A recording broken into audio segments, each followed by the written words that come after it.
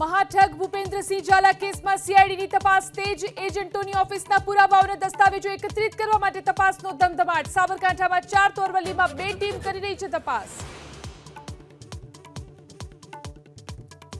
અરવલ્લીમાં ભૂપેન્દ્રસિંહ ઝાલાની વધુ એક જમીનનો પર્દાફાશ. મોડાસાના સજાપુર ગામના સીમાડામાં 2 હેક્ટરની ₹1 કરોડની જમીન મળી આવી. વર્ષ 2023માં ઝાલાના નામે છે દસ્તાવેજ.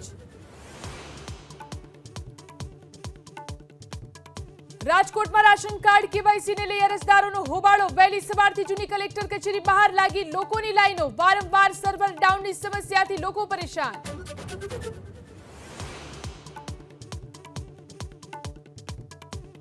ગુજરાતના 19 સ્થળોએ ઈડીનું સર્ચ ઓપરેશન. પોસ્ટ ઓફિસમાં સરકારી ભંડોળના કથિત દુરુપયોગના કેસમાં મની લોન્ડરિંગ એક્ટ હેઠળ હાથ ધરાયું સર્ચ ઓપરેશન. ઈડીએ ₹1 કરોડ કર્યા જપ્ત. ખેડૂતો આજે નોઈડાથી દિલ્હી સુધી કરશે કૂચ. વધુ વળતર, પ્લોટ અને પુનર્વસનની માંગ. ઘણા રસ્તાઓ પર ટ્રાફિક ડાયવર્ઝન અપાયા. સુરક્ષા માટે પોલીસ પણ તૈનાત.